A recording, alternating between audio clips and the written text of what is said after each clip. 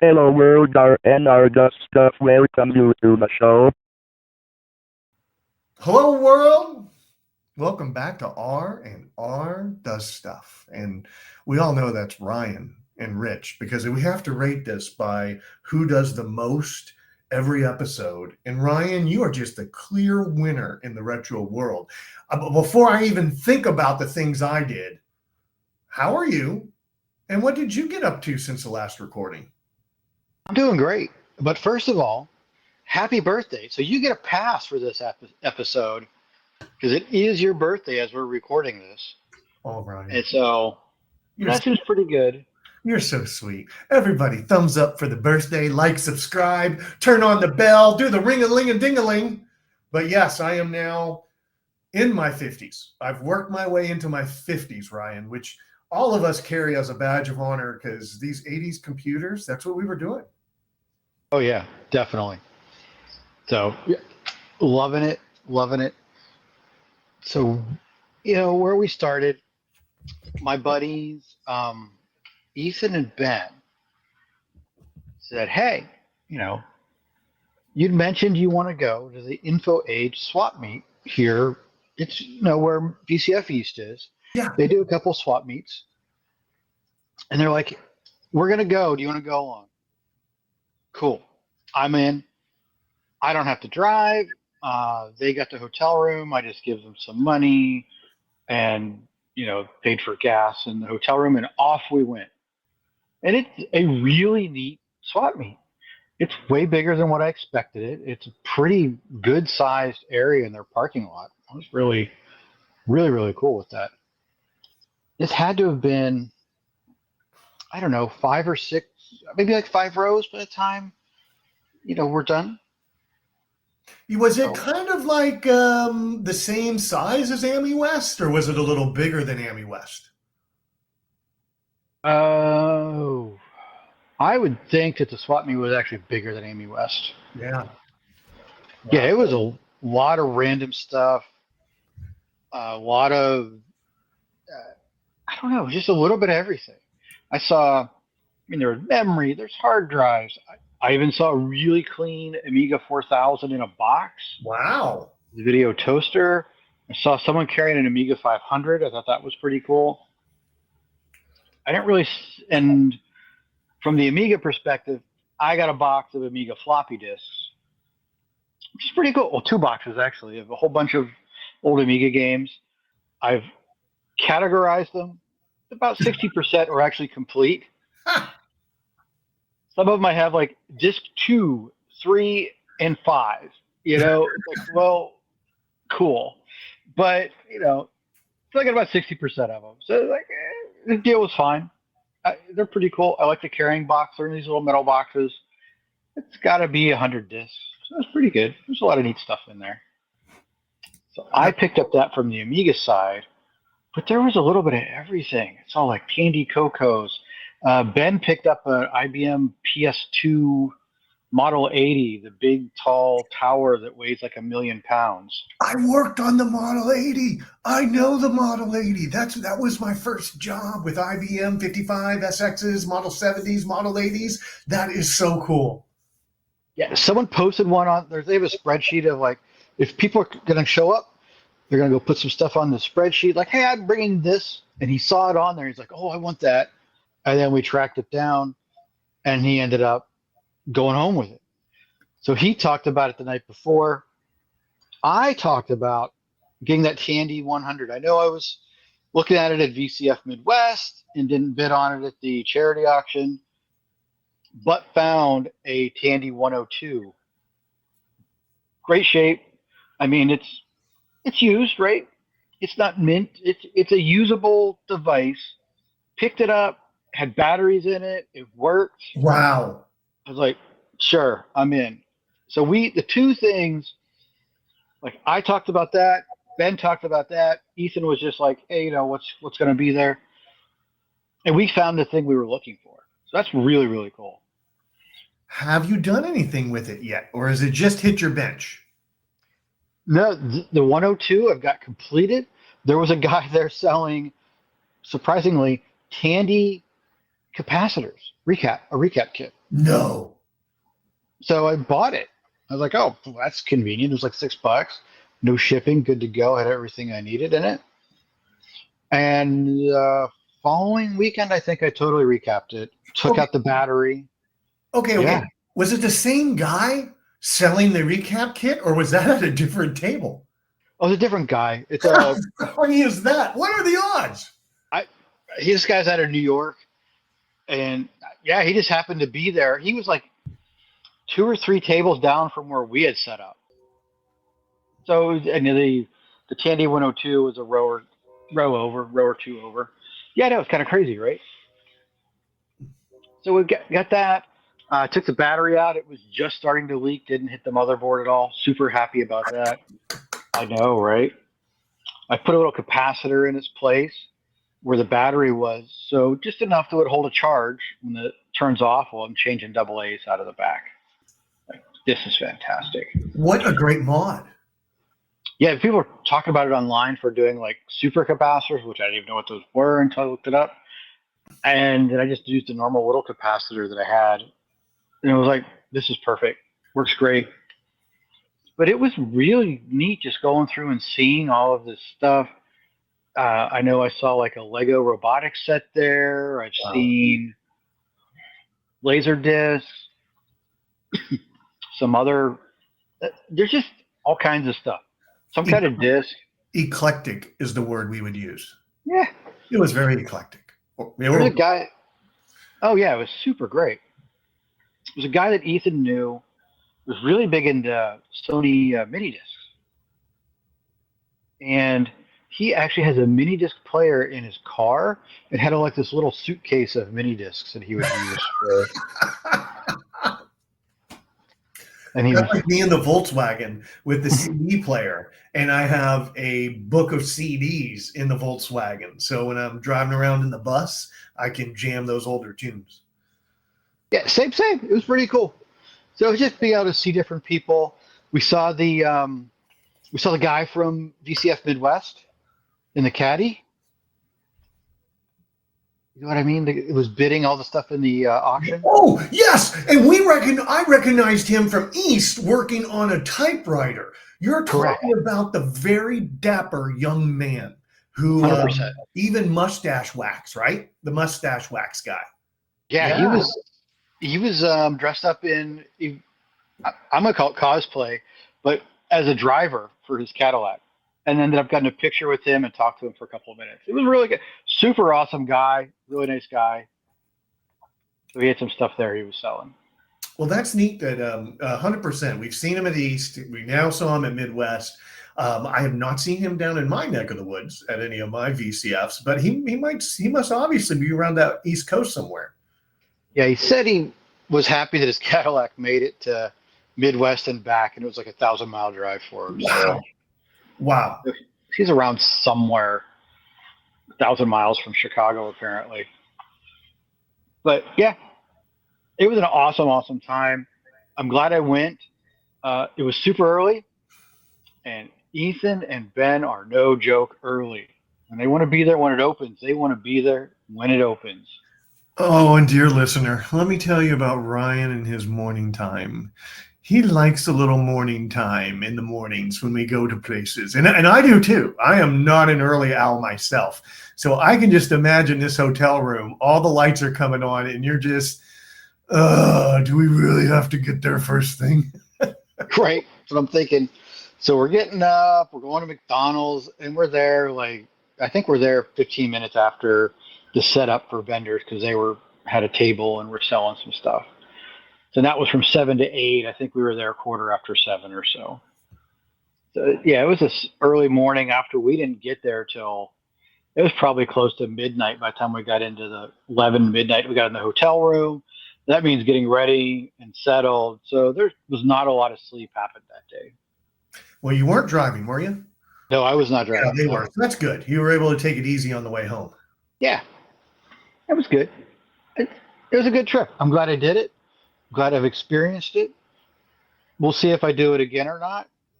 It's just a long day. It's a long weekend. Yeah. You need to wait until you're looking for the next thing, and odds are it'll be there. We've Is that where we got an SX64 from too?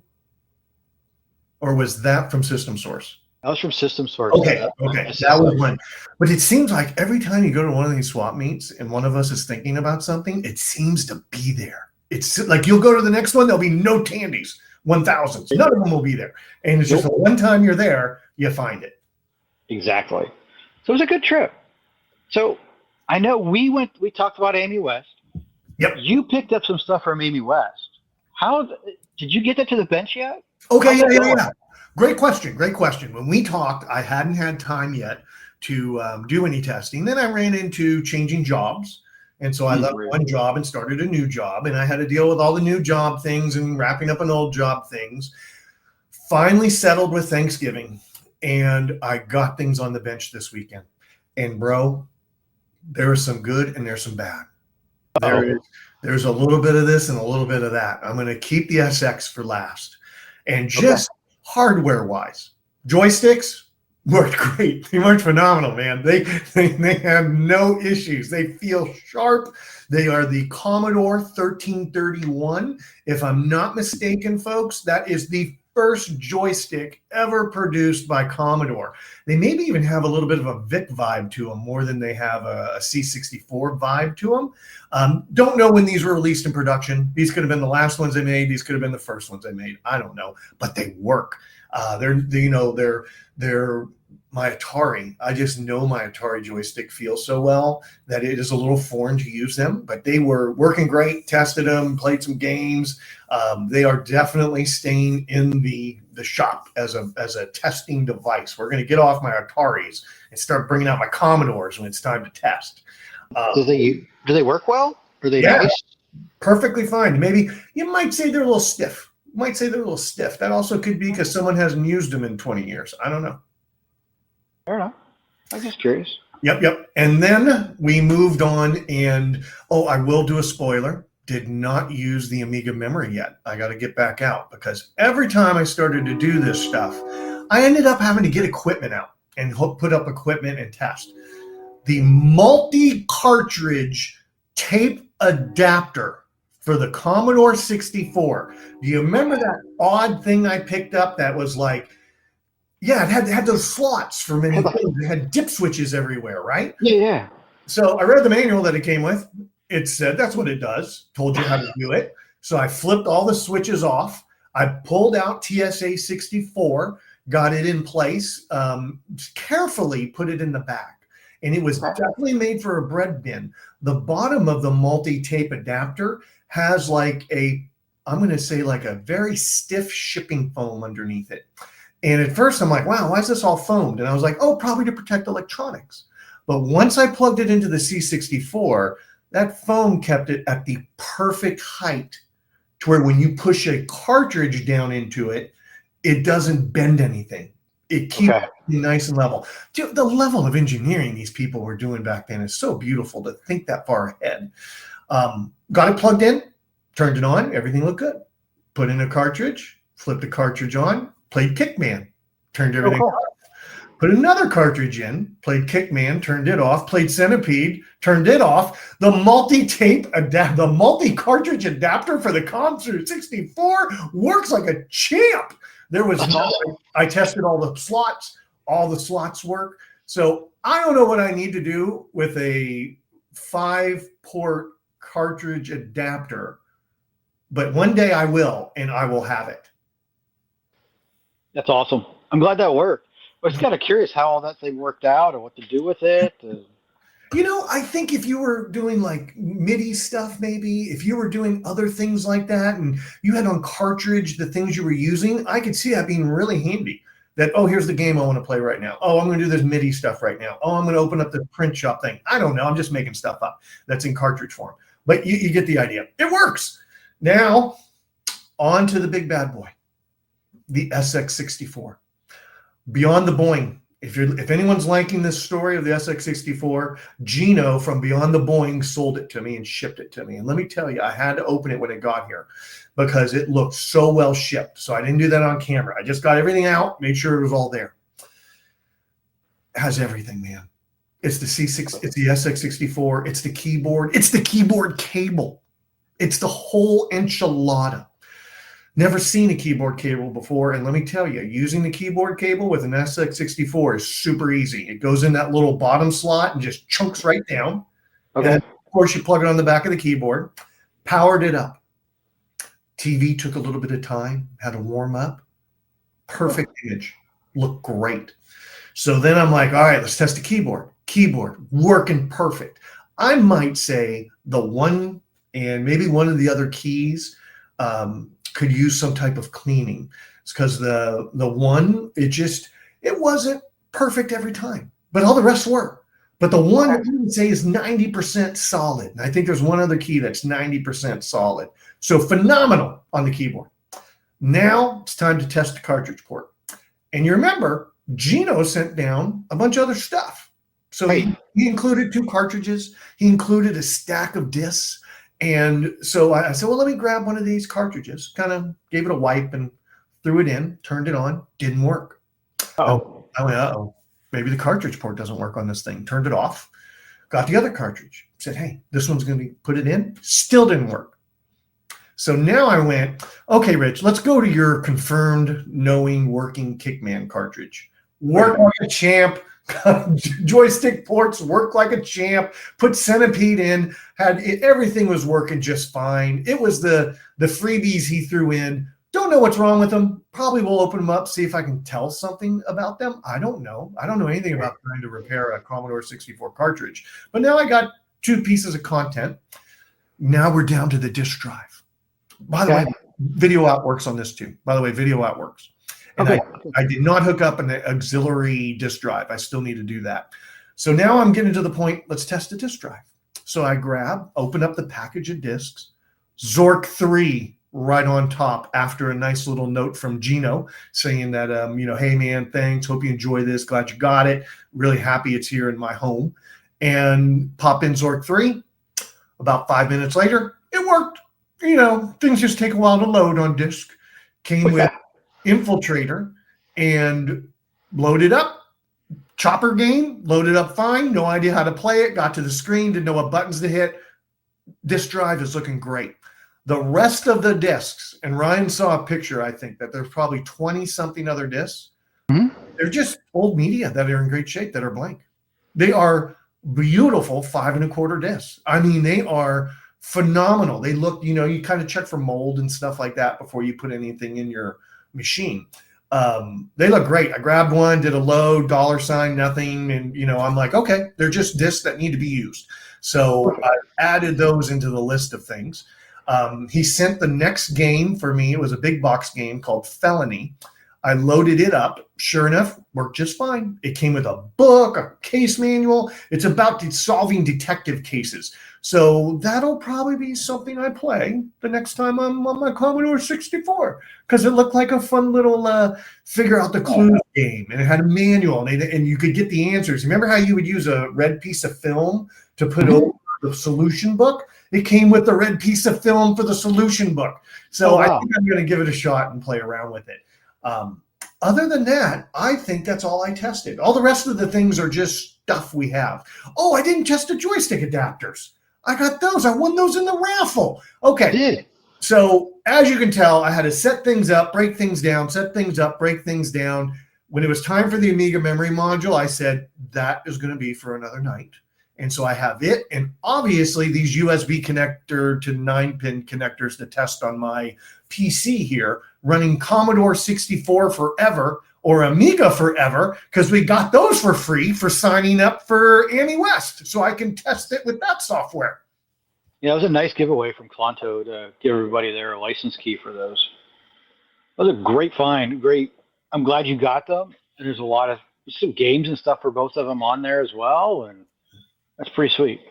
So that's about wrapped me up. That's about the only retro I've done, except for at the end, dear listener, I'll tell you about some of my planning for future retro. Ryan, I know you did more. I did.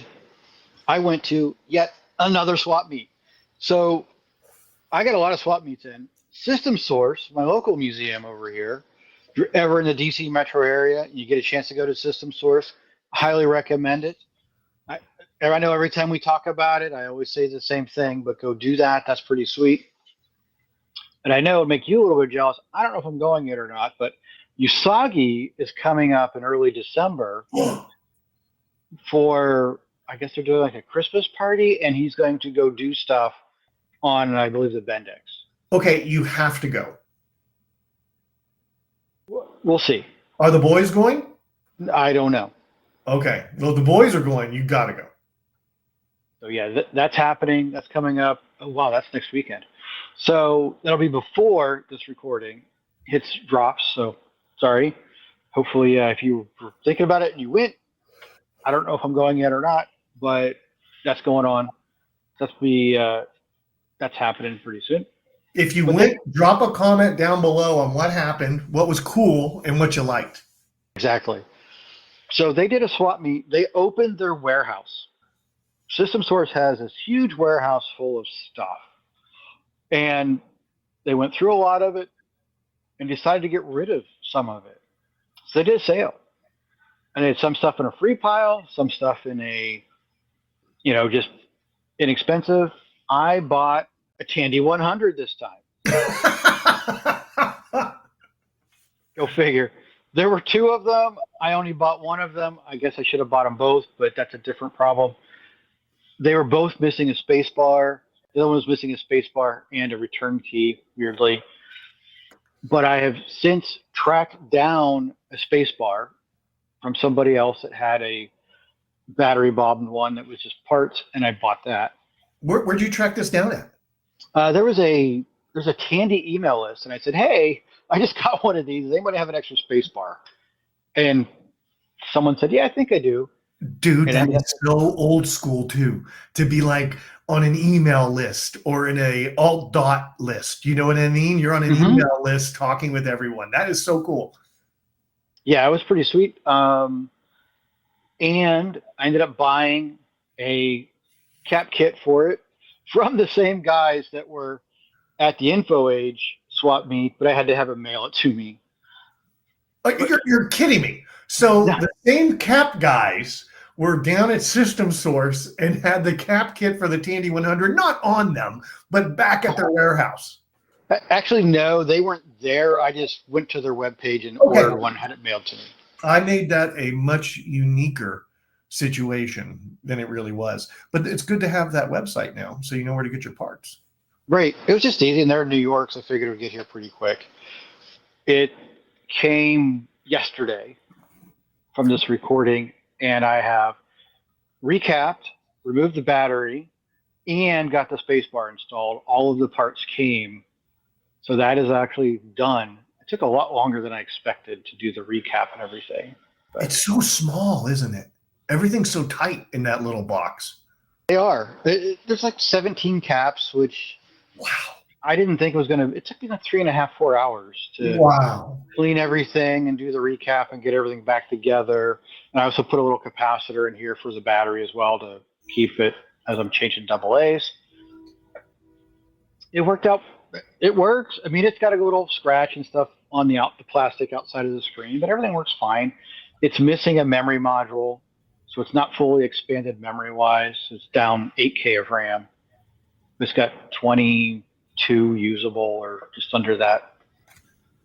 Some year, maybe I'll find one or get one made. But right now, it's good enough. And it feels good. The caps were leaking. There's at least 2 or 3 that had issues, and they were starting to eat on the board and lifted up some of the covering. So I had to go fix some of that. I had to go clean pretty heavily. Look at you, man. Keeping this alive for another 40 years. I can't wait till our next get together. Ryan is going to not bring his MacBook, and he will be working off a Tandy, is going to be my guess. No. Probably not going to happen. But I am happy that that's working. Now, as for the whole sale, the warehouse sale, like I got the Tandy 100 from the warehouse sale. I got, I think Ben and Ethan bought like little E-mates. I got some Macs. I got 2 Macs from the free pile. They're battery bombed. So I'm going to use them to learn hot air desoldering. Wow. So I now have test subjects that if I destroy them, who cares, because they're already destroyed. and I have a hot air hot air station on my Christmas list. Are there any chips on there worth harvesting and bringing back to the community? As for the Mac side, I'm not really sure yet, but there are two 68040 processors which will work in an Amiga, so they're going to come out and they're going to go work on the Amiga side. Okay, that's awesome. Okay, that's where my head was going, recycling, right? When I took that one board completely apart, I just tried to get every chip that could be used on a future Commodore 64 repair. My test kit only had some of them in it, my retro chip tester. So I was able to verify a good amount were good. And then the unverified ones, I just put a U on and threw them in the box. Yeah, I don't know what these are going to be like. I'm hoping I don't really destroy too many of them. But I'm going to get the processors off. I want to keep those. But otherwise, this is the practice, do stuff, so I don't have to practice on an Amiga, which isn't going to happen. I wanted these things, they're bad. The one's really badly battery bombed already, so the battery had leaked everywhere. And they're just good test kits, good test systems to go play with this. Exactly. That's the intent. I think that's a perfect idea too. And hopefully, hopefully someone out there, you all agree too, that sometimes things get so bad. The best thing you can do is utilize them for testing, just like when we found that Amiga 500 board. Someone put it up for sale, had problems, but it wasn't that bad. Ryan was able to give it a few little pokes and touches, and next thing you know, we got 2 bodge wires and we got a motherboard that works. So exactly. Yeah, definitely invest in the right ones and then use the other ones to get better, so you don't in the future mess up a very important board. See, that's the win there. You're not going to mess up a very important board one day.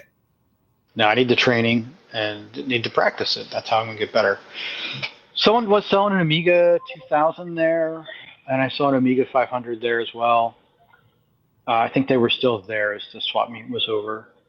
They were on, like, the 2000 was fully decked out and probably a little bit on the higher side price-wise. And the 500, I fell a little on the higher side price-wise, but he had a lot of accessories and stuff for it. That's good. Hey, whatever. Did you run into Jimmy Joe, our buddy? I did. He was there. He was actually volunteered to help out. He was there. He was there. Yeah. He was definitely there. Borrowed a screwdriver from him as we were looking inside some of these machines to see what's in them. So yeah, I definitely talked to him for a little bit. He picked up, I think, a couple tape drives or floppy drives for the 64. What else did I pick up? Oh, I got a tape drive for the Tandy 100. Oh, that's going to be... Now, will it work with both, or is it only specific to one model? It should work with both. The Tandy 100, 102, and 200s, a lot of them are very similar to each other. The 100 and 102 are very much the same. Inside, the 102 is easier to work on than the 100. Interesting. Because the 102 came out after. It came out a couple years after. It was to fix some of the other stuff. They learned some lessons. Correct. And it was just a little easier to work on than the 100. Or at least I felt it was. What else was there? There was a lot of little devices. There's a lot of really neat stuff there. It was probably a quarter of the size of the InfoAge one. If you take out the warehouse sale. The warehouse sale pushed it over the top because there were just stacks of stuff. There must have been 50 e-mates. There was a stack of floppy drives almost as tall as you are for Commodore 64s. We're never going to run out of disk drives, ever, for the Commodore. I mean, there were just stacks of Macs and stacks of... There was just stuff everywhere. It was a sight to see, I will say that. It was really neat that they did it.